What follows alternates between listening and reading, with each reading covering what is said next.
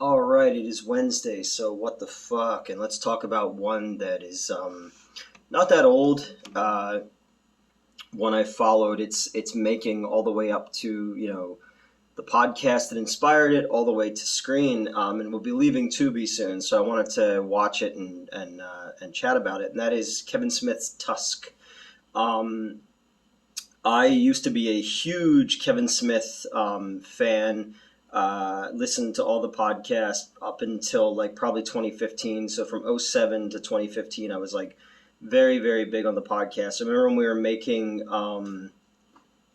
Underbelly, the old YouTube show. I used to always have it on in the background while writing or when we were setting up sets or something like that. So I would play bits from the different shows they would do for those guys back then. So this movie started out as an episode of the Smodcast show that Smith and his producer Scott Mosier used to do, and there was a story in that they found online that this guy had put up about someone in England who had this big old house, and they were looking for someone to live there, and they would live rent free, but they would have to wear a walrus suit and act like a walrus the entire time. So while they were doing the show, they had come up with the two of them just spitballing to each other had come up with this like fucking body horror, not American Centipede, Human Centipede style concept, and Smith just kept thinking about it. So eventually, he wrote a screenplay out of it. And the If you watch the movie and you used to listen or still listen, I don't know if they still do them. There's a lot of in jokes and references to the podcasts in the movie, from Ponder Rock, or like the Margaritas song. That's the ringtone, and just a lot of little things, like things you would pick up if you were a fan of it.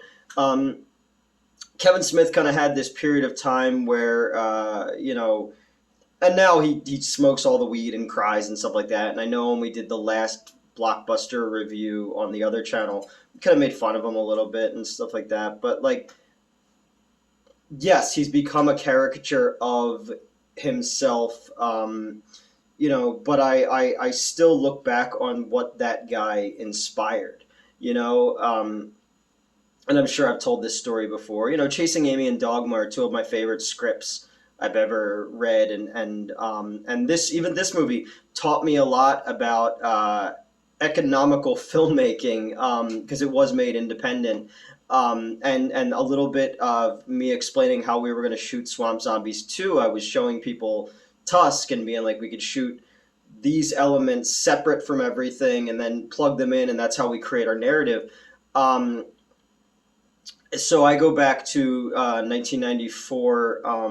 I was in the fifth grade, going into the sixth grade, and there was an article in the Philadelphia Inquirer about this filmmaker from Central New Jersey who made a movie that's playing in Philly movie theaters.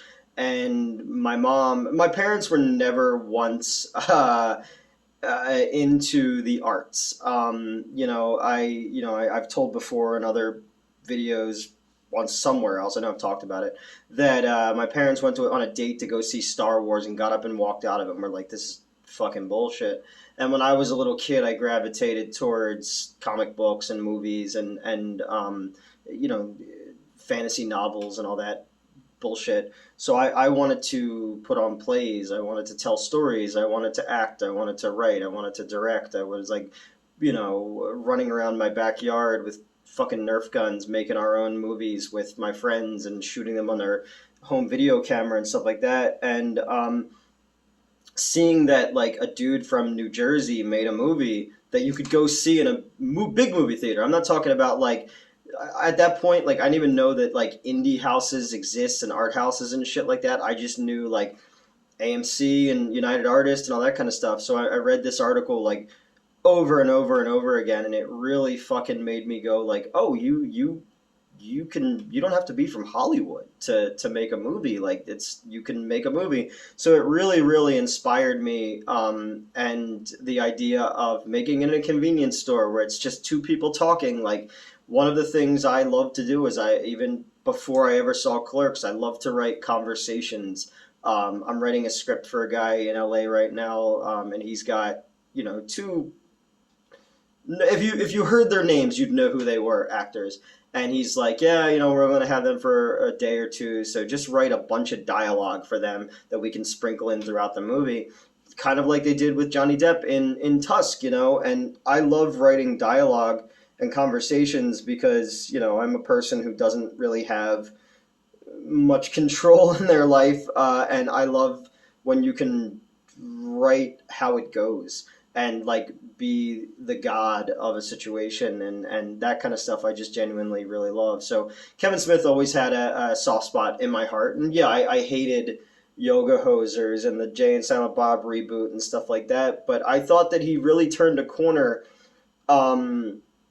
with Red State, because it was so different than anything he had ever done before. Dogma deals with some really big ideas of religion, and I grew up in a Catholic household, but I'm not even an atheist, because I don't believe that there's nothing, but I also don't believe in a religious, whatever. I've talked about it before, but that script has some absolutely fantastic dialogue in it. There's a scene in that movie, and I get emotional every time I talk about it. As a non-religious person, there's a scene when Alan Rickman comes to Bethany and he's telling her about,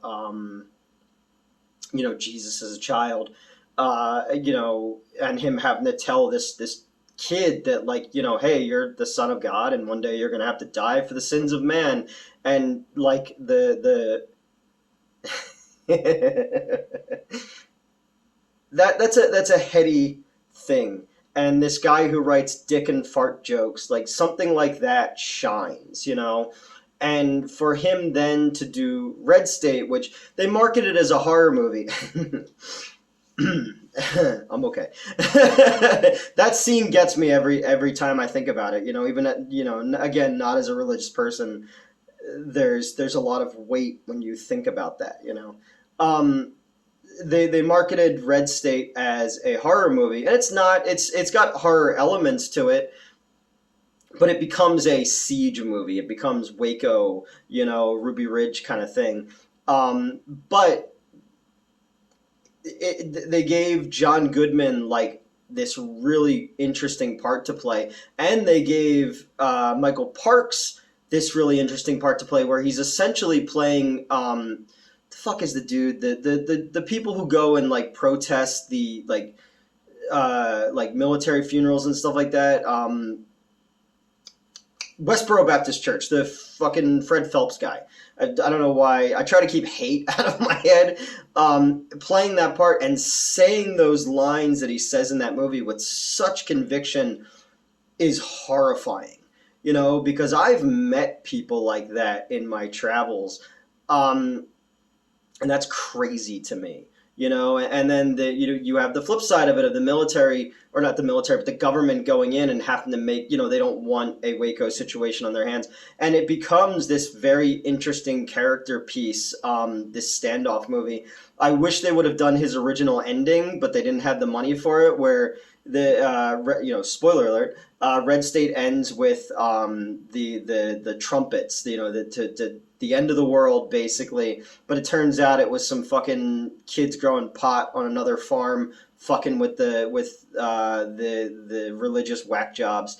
But his original ending was, it literally was the end of the world, and John Goodman was, in that same scene where they hear the trumpets and stuff like that. All of a sudden, swords start coming out of people's chest and heads start getting cut off. And then he sees an angel, it'd be like from Dogma, who just goes shh, and then flies off into the air. And then he looks up and he sees the other horsemen of the apocalypse. And I was like, that's bold, So he made this movie that was a complete, 360 from Mallrats, And I thought that was really interesting, and that's kind of the trajectory that I wanted to see him go in where he's making these like weird 70s psychological things. And then came Tusk. And Tusk is very much in the style of something like The Baby from the 1970s, like movies like that feel like they could be stage plays almost. And again, there's a lot of that in this between Michael Parks and the fucking I'm a PC kid who's in Justin Long. I'm terrible with names today, man. And there's these very intimate, very raw scenes between the two of them where they're just talking, and you could see it being done like a play. The movie revolves around this guy who's a podcaster, well, like Kevin Smith. Him and the I See Dead People kid.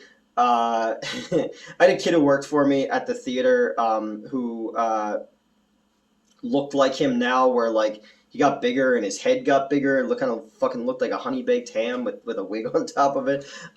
So they're these very popular podcasters, and they kind of do like cringe humor stuff. And there's this kid online they call the Kill Bill kid because originally Tarantino wanted Quentin Tarantino to play the part that Johnny Depp played in the movie. Guy Lapointe, who's based, named after a famous Montreal Canadian hockey player because the movie takes place in Canada. Kid is up in Winnipeg, and he has this viral video. It's kind of like the Star Wars kid where he does all the fucking things, but he accidentally cuts his fucking leg off and with like a samurai sword, so he becomes internet famous. So the I'm a PC guy goes up to Winnipeg to interview this fucking kid, but the kid's dead. He killed himself. So now he needs something while he's up there, and he sees this handbill in a men's room of this guy saying that he's lived all these adventures and he has stories to tell. So, the kid from fucking Jeepers Creepers, fuck Jeepers Creepers, by the way, fuck Victor Salva. I just watched this fucking documentary on YouTube about him, and it made me fucking sick to my stomach. I've still never seen those movies, and I never will. You fuck with kids, or you fuck with women, or you fuck with animals, you can go fuck yourself, Not to say that men don't need help too, I need help, but I'm just saying, like, it's fucking gross. Hollywood's just a bunch of fucking scumbags. But and I've had a couple drinks today, so I'm very honest and open. So he goes up there to meet up with this guy and goes like up into the middle of nowhere to a place called Bifrost because Kevin Smith probably got high and watched Thor right before that. And he meets with this Howard Howell guy who's Michael Parks, very distinguished man in a wheelchair, and he's telling him all these stories about his adventures, knowing Ernest Hemingway, and he's this very eccentric but very interesting character. And he gives him tea, and they're talking about the baculum of a walrus, which is the bone inside the dick, and all this kind of stuff. And Justin Long, is very immature, and he's very he's the podcaster. He's always on. He's always putting on a performance. He's like, I'm famous. How come you don't know how famous I am?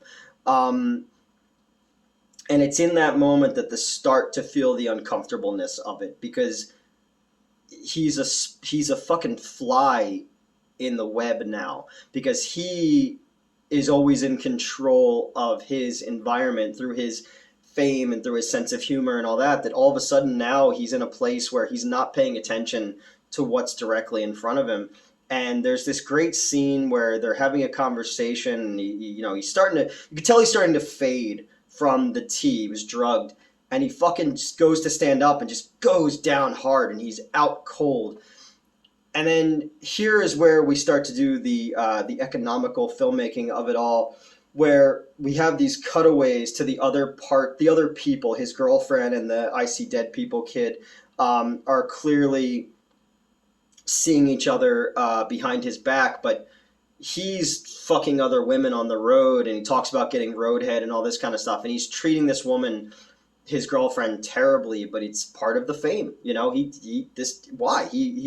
owed this, everything he's owed, and you start to kind of fill in the story a little bit of him lying to her and saying, like, I can't I can't take you on the road. My partner thinks you're not as funny when I'm not as funny when you're around, stuff like that. He's setting this precedent, and then he wakes up in from being drugged, and he's in a wheelchair, and we see Michael Park's character again. He's not as refined anymore. The hair is a little bit looser now, and he's not as well dressed, and he tells him that he was bitten by a brown recluse spider, the hobo spider, which is another Kevin Smith podcast thing. And he says it got onto his clothes, and he pulls back his the blanket, and he reveals he doesn't have a fucking leg. His leg is gone, and the realization is nuts. It's played a little bit more for laughs and shock value, but as somebody who I it's not really the same thing. I didn't lose a limb, but I can remember waking up from my jaw surgery in the 8th grade and my mouth being wired shut, and you don't know what to do about that, or last summer, when the Bell's palsy happened, and I thought I had a stroke, and I wasn't in control of my faculties and my mouth, and I'm lying to the people at work. I was like, oh, I was stung by a bee, because I didn't know what was happening, and I was fucking terrified of it.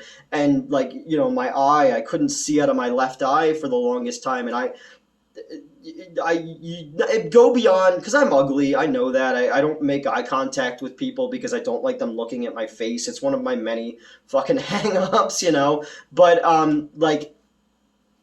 that kind of thing, to not have control or not have the faculties that you've had your entire life, is a mind fuck of a bummer, And even a month ago, I had to have surgery.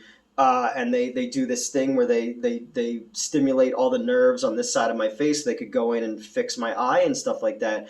And that's why I backlogged a bunch of videos, because I didn't want people to see me on camera, because I was, and and even during that, you don't feel like you move your mouth. We take it so for granted, and it's not working the way it's supposed to, or that it has, and it's fucked up. So that scene, rewatching this again for this review, hit me a little bit different, and then you start in that scene to see that Michael Park's character is fucking insane, and he's like, oh no, the doctor took all of the phones out of the house because he didn't want you to be disturbed, and he accidentally broke your cell phone, and he's doing his rounds, so you can't talk to him right now. And he's just like, I've middle of nowhere. What do you mean rounds? And Michael Parks has these great scenes where he's talking. He's like, no, I've been to the middle of nowhere.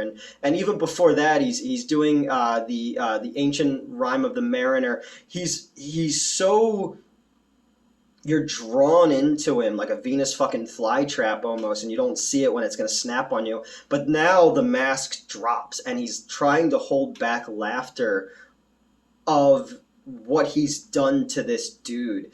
He cut his fucking leg off, and then from there, he has this dinner scene with Michael Parks it's really chilling, actually, because he's saying, he's like, you're not eating your food, and the fucking Jeepers Creepers kid is like, I can't move my arms, and he's like, oh, it's the spinal, so you can't get up and move around and stuff like that. And now Justin Long realizes that something isn't right here, and he starts yelling for help, and then Michael Parks stands up from his wheelchair, and then we cut to outside the window of this house, and you see this long shot where they're separated by these windows at separate sides of the table, and as he walks across the table, and Justin Long, his eyes say it all. And that's what's so interesting about this movie, is it's a fucking movie about a dude being sewn into a skin walrus suit, It's a movie where later Johnny Depp shows up with a prosthetic nose that looks like the tip of a dick, using a fucking a silly French accent.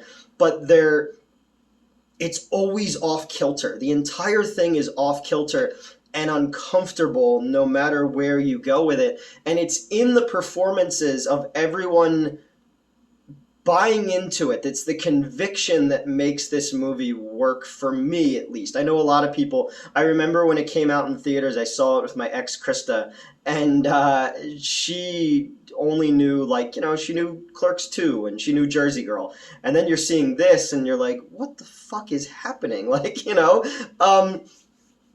And it's from here that we start to kind of get the crux as these experiments are being done on him, where his arms are being sewn to their side and his limbs are being removed. And Michael Park, while doing these horrifying fucking body horror things to Justin Long, he's telling this story about when he was a child, visiting Montreal with his parents, and his parents were murdered in front of him, and he was put into a boys' home. And at that time, and it's based on a true story, the Duplessis, that each province kind of was their own government, and they found a way to take children from these boys' homes and put them into mental facilities so that they would get more money from the country. And in these boys' homes and girls' homes, the sexual molestation that went on and the torture that went on and what it does to people, Metz and I are going to review Maniac eventually, and I want to have a conversation with them about that, about what the villain is doing is deplorable and horrifying, but there's enough shades of gray there where you understand how the mind breaks. Again, I'm someone who was sexually abused as a child and told to keep it to myself and all this kind of stuff. And then it gives you a feeling inside that you're not good enough and you're wrong and you're bad and all these kind of things. And it fucks with how we perceive our realities throughout our lives. And then other abuses and stuff like that went on. And it created very much the person who I am, the person who's constantly like, look at me and tell me I'm good and smart, or the idea of how I've treated other people or these kind of things, because it's always a matter of like, if I just get to that place where it makes sense and I have some form of success, I can fix all that other stuff, and then we'll get to a point where that's not me anymore. I'm this better person, but I never got to that point and then lost all my friends, But it's like that. This movie hit me differently today. I think it's also because I was drinking and it was 100 degrees outside, and I was at a friend's barbecue earlier, and I've been dealing with 2 months of hardcore depression. I had to stop seeing my therapist and taking meds and stuff like that because of economic issues and trying to just kind of raw dog reality until I can get back to where I need to be. You have his this story going on where he's telling this thing about this abuse that happened to him while he's sewing him up, and then you have his girlfriend and his best friend, the I See Dead People kid, and they get a phone message from him, and they're now heading to Canada to fucking figure out what's going on. I also like that they keep running into roadblocks because their podcast is called the Not See Party. Not the Nazi Party, the Not See Party, because his sidekick doesn't like to travel, so he doesn't see it. So Justin Long explains it to him. It's the Not See Party. It kind of reminds me of Brad Jones when he came out for the con that we were hanging out at last October before everything fell apart. He doesn't fly, so we had to bring him in via train, and it just reminded me of that. So slowly we're unraveling this tale, and we come to find out there have been other bodies that have shown up where they're missing limbs and stuff like that, and the police don't really know what to do with it. So the girlfriend and the sidekick, what is his real name? It's fucking I wanted to say Hayden Panettiere, but that's that girl. I don't know, whatever. They meet with Johnny Depp, and Johnny Depp is a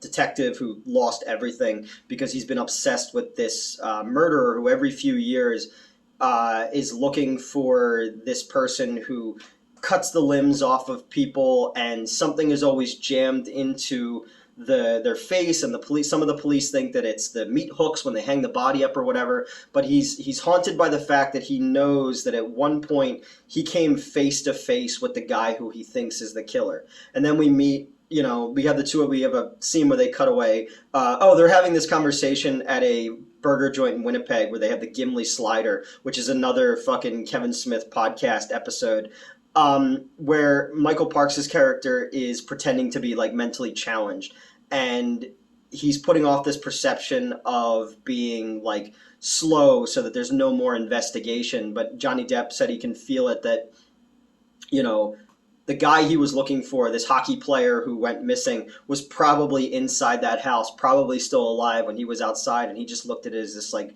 special needs man and let it be. So that haunts him, and he lost his job, he lost the women in his life and all this kind of stuff because he's become obsessed with trying to solve this crime and put an end to this. And Johnny Depp is kind of goofy and silly in it, but then it gets serious and it gets real, like, intimate. It kind of reminds me a little bit of in Poltergeist. There's this scene I fucking love where Tangia comes and it's all big and wild, but then she tells the story about the beast. Like it's such a fucking amazing scene in that movie where whatever this thing is lies to a child and says things that only a child would understand, and it gets real. It gets like you stop thinking about the fantastic shit. Like earlier in the movie, the room was all fucking haunted and the Incredible Hulk Mego toy is riding a horse toy in a room and shit like that. But then it becomes like, oh, it's spectacle, and then it becomes serious. Like, what would you do in that situation?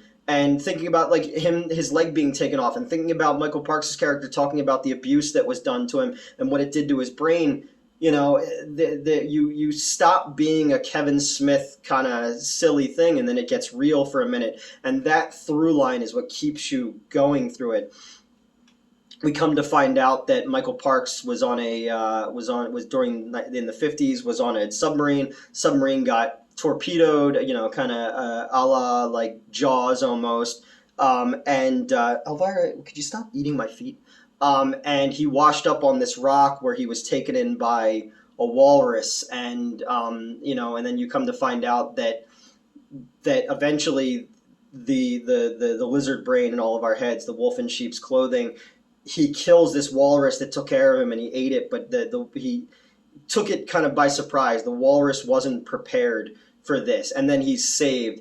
And every few years he finds someone that he takes in and he sews them up inside this fucking skin suit to be a walrus, and makes them live as a walrus, and then he gives them a chance to fight back the way that Mr. Tusk, who the walrus on the island or on the rock, couldn't. And it's fucked up and insane, and then slowly you start to see the suit. And yeah, it can look silly. I think it's a little too overlit, but Justin Long's eyes do all the fucking work for you. It's this man who walked into this under his own accord, making a fucking joke, and now he's living in a water tank and being forced to fucking eat fish like he's Danny DeVito's Penguin, and only has the ability to like grunt and drool, and it's stripping away his humanity. And it goes to basically the last line of the movie, when there's a flashback and the girlfriend's telling the story about her grandfather when the grandmother died, and the grandfather's bawling his eyes out, and she's like, don't cry, and he goes he's like, no, crying is good, it's what separates us from the animals. And that's basically the crux of this movie right there. You have to wait to the end for it. But he's giving him his chance to fight back and to have his revenge that the real walrus couldn't have. Does this all sound crazy to you? Like, I know I've been talking for about 30 minutes and I'm getting emotional about this dumb fucking Kevin Smith movie and all this kind of stuff. I'm as bad as he is, but I'm not stoned, and I'm not crying about, watching Guardians of the Galaxy 2 or something like that. So they get to the house, and we finally have the song Tusk by Fleetwood Mac, which is an amazing song. And you have the fight between, Justin Long in this creature costume and Michael Parks' character, who's wearing like another version of it. And he eventually kills spoiler alert, kills Michael Parks, and now his humanity is gone, as far as we know. And they get to the house with the guns. There's some really cool shots in there too, while the music is playing, because it's just the orchestral version of Tusk, which is very trumpet led, and it's very like kind of like I felt in Elvis. There's like something inside that like makes your heart beat a little bit louder. But I also just fucking love Fleetwood Mac. You ever watch Flight of the Conchords, where they're talking about how people in bands should never date, and he's like Fleetwood Mac, and then he goes, "Oh, rumors is rumors. No, it's all true." Just that back and forth is incredible. Go watch Flight of the Conchords if you've never seen it before. And you think that Johnny Depp is going to boom kill this walrus monster, and we flash to a year later where now he's basically Justin Long is basically a walrus, and he's living in this exotic animal enclave, and they come to him, the girlfriend and the Sixth Sense kid, or the Country Bears kid. You ever see the Country Bears, where it's like this goofy fucking Disney movie, but Christopher Walken is putting in a performance like he's in a real movie, but no one else realizes that. They bring him a fish, and they're trying to remind him of his humanity, but you see that he's gone. But then after you have that little beat where she tells the story in the flashback, you see a single tear roll down his eye, and you go, "Oh fuck!" Like this, it's sad. It's really fucking sad, and it's twisted and weird, and it's not for everybody whatsoever. But if you're a fan of like weirdo fucking 70s exploitation movies, I would definitely say check this one out. It's got the Kevin Smith comedy in it as well, some good dialogue in it. There's some great performances, just like in Red State, but there's just something so sad and weird about this movie, and I wish that he did more movies like this, but didn't. He's making Clerks 3, which I'm only interested in because, it's Clerks 3, but it's the idea that, meta idea of, Kevin Smith really had a massive heart attack and almost died, so he decided he was going to pour himself back into art, and in the trailer we see Randall had a massive heart attack. He's going to make a movie about all their adventures. I was kind of thinking about Star Trek II recently, and I think I've talked to someone else about this recently. That movie is, as a almost 41-year-old man, that movie has a completely different context to it than it had when I was younger, where I was just like, oh, it's Khan, and they're shooting fucking lasers at each other, and it's awesome, because I watched Star Trek for the first time. The Next Generation started in '87 is when I kind of became cognizant of Star Trek, but the original series and the animated series used to be on Nickelodeon all the fucking time, so I really, really hardcore got into Star Trek from there, and it's been a lifetime love of mine. But like Star Trek 2 as a grown man is about midlife crisis. It's about Khan represents all of the mistakes that you made when you were younger, and how they're all eventually every check comes due, and you have everyone in the movie is older than they were, and there's the obvious scene, which is them talking about Moby Dick and the eyeglasses and all that kind of stuff. But I think about William Shatner, and right before this movie, because like Star Trek, the first Star Trek movie, I'm a fan of. I think it's a great movie, but it's the anti-Star Wars, very slow-mo. I was Red Letter Media said that like you could put that movie on, leave your house, come back an hour later, and you haven't missed anything, Shatner before Star Trek 2, like he was doing like Invasion of the giant spider invasion and fucking commercials for grocery stores and stuff like that. And now you give him this character to play where he's a man in his 50s, and he's talking to Sarek, or no, he's talking to Kirstie Alley about like how he did what he did, and he's eating the apple, and he's just it's the student has become the teacher, and he's able to bring that to the character now, while also dealing with his adult son, while also dealing with the mistakes of his past coming back. and the whole movie, and then Spock dying at the end. I've had a really tough 2 months, guys. I'm sorry. um, is about it's not about like your mom or your dad died. You know, it's about people your age. Uh, I'm sorry. People you've shared adventures with. Um, they're gone now.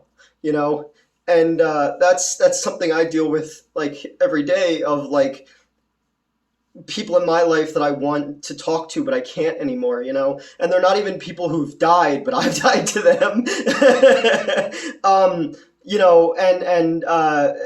again, this raw dogging reality thing of late is really like starting to get to me a little bit. Um, but it's the acceptance that as we go forward, other people have either gotten off and they're going their way, or they're back there and they're gone. And the idea of we can't stop it. We can't, and that's fucking Star Trek 2 and Dogma, man. Oh my god. Then again, I also fucking openly wept while watching fucking Batman versus Superman one time, so it's all good.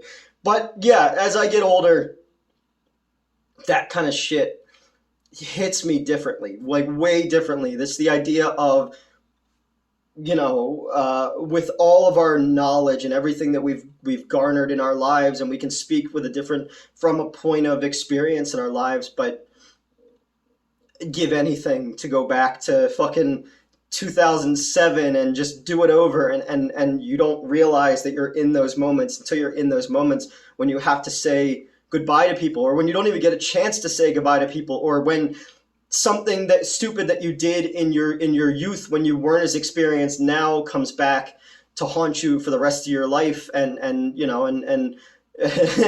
I look at, like, when people send me shit that's like on Reddit and stuff like that talking about me, and I was just like, I don't think these people think that I don't live with my fucking ghosts every day, and maybe that's the lapsed Catholic in me that goes like, if I punish myself enough, one day I'll be absolved of it. But that's just not how I live my life. Like, I remember every dumb fucking thing. Even just talking about Tusk, sitting in the car on the ride home with that girlfriend, and teasing, that ex-girlfriend, and teasing and saying things that were kind of mean-spirited, because in the moment I thought it was funny. And just like, I remember all of that shit. I remember, and that sucks.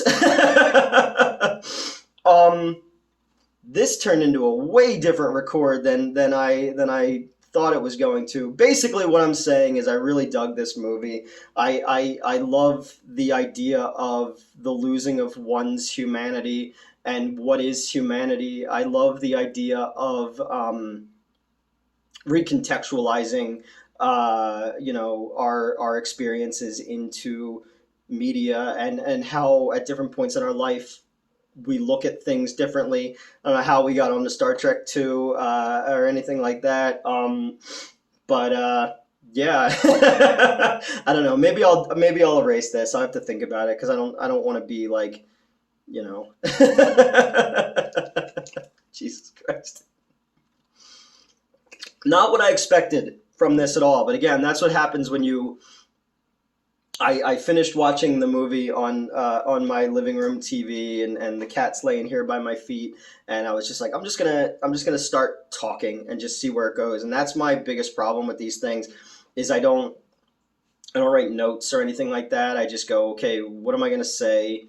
Just hit record and go and see where it goes. And I keep going back and rewatching some of my older reviews and being like, how the fuck did we get here in this conversation, But I don't know, spontaneity, I guess. So yeah, Tusk, Kevin Smith, Star Trek 2. Jesus Christ. Oh, fuck. Please be kind in the comments.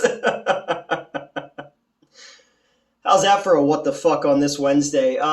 Like, share, and subscribe. Actually, don't share this one, but subscribe, and I'm I'm trying to get back to you know, well, not trying to get back because I've never been in a good mental place. I've just always been just kind of going, and again, like I said, hoping that one day things will get to a spot and I can fix all the dumb shit that I did in the past. But more and more as I get older, I just realize that that's not an option, and I keep being reminded that's not an option. So I'm trying to learn how to live with myself and my previous decisions and not let that stop me from stuff. I had a last week just like didn't want to leave my fucking apartment, didn't want to get out of bed. It's just me and the cat hanging out, and just like people are waiting on scripts and stuff like that, and I'm just like having a hard time getting there here. But I'm forcing myself to finish things, and so I can get paid. Yeah, so that's it. Check out Tusk. Let me know what you thought of it, and if I decide to erase this one, no one will ever know. See ya.